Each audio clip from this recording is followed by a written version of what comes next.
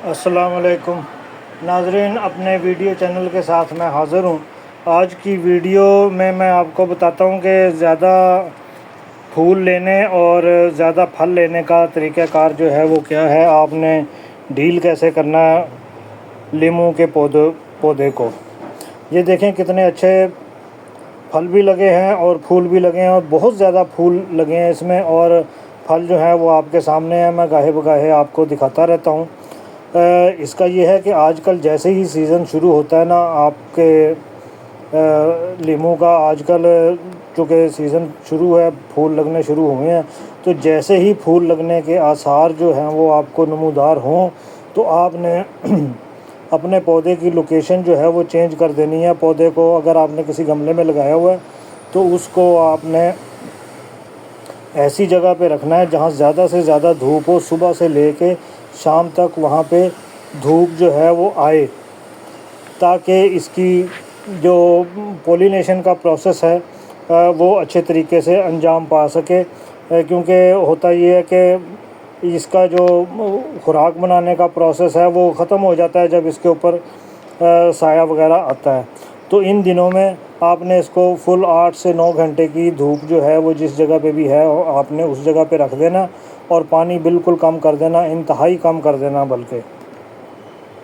क्योंकि जब हम पानी देते हैं तो फिर इसकी जड़ों में खड़ा होता है और वहाँ पे फंगस वगैरह बनती है, तो पौधा जो है वो अपनी बका की जंग जो है वो लड़नी शुरू कर देता है। उसका ध्यान जो है वो ये फूलों और इस तरफ नहीं आता।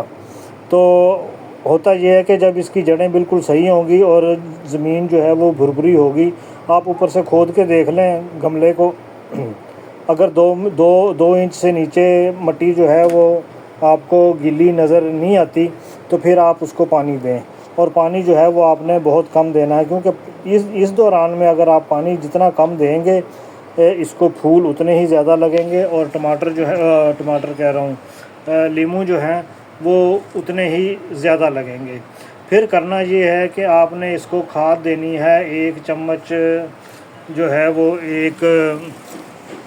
जो 2 लीटर की जो बोतल होती है उसमें 1 चम्मच डाल के अच्छी तरह मिक्स करके वो आपने पौधे को देनी है।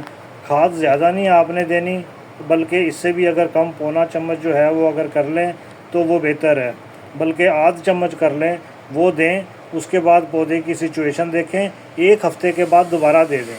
क्योंकि अगर हम ज़्यादा इसको खाद देंगे तो वो खाद जो है वो फौरी तौर पे जाके जड़ों पे असर करती है। उसकी वजह से पौधे के पत्ते जो हैं वो झुलस जाते हैं। जब वो पौधे के पत्ते झुलस जाएंगे तो फिर ज़ाहिर है उसी के ऊपर ही वो लगते हैं, फूल लगते हैं, तो वो फूल जो हैं वो भी नहीं लगेंगे और ये पौधा जो है वो आपका वो भी झुलसाव का शिकार हो जाएगा।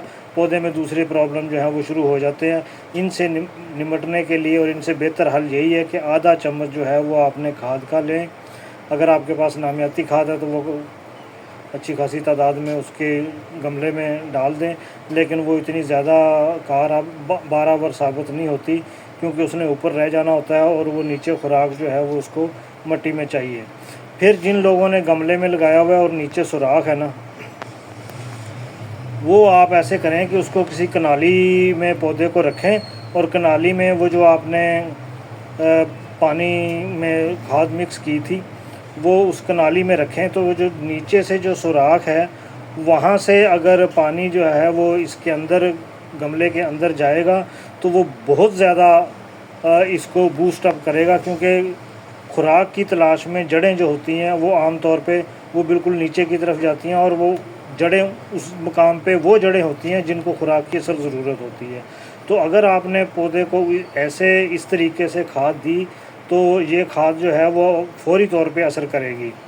दूसरे नंबर पे ये है कि आप अगर आपके पास कहीं से एप्सम सॉल्ट मिलता है तो वो एप्सम सॉल्ट की आधी चम्मच, चाय की चम्मच जो होती है वो भी आधी, वो 2.5 लीटर पानी में मिक्स करके आपने उसका स्प्रे कर देना।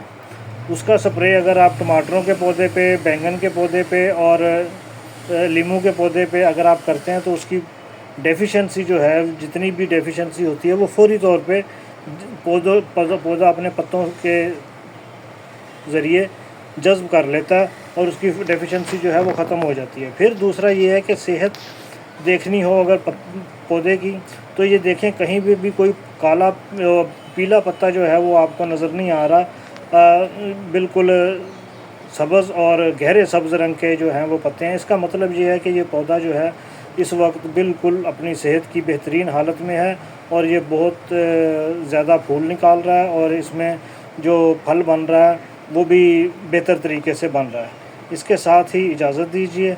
अल्लाह हाफ़िज़, फिर मिलेंगे इंशाअल्लाह।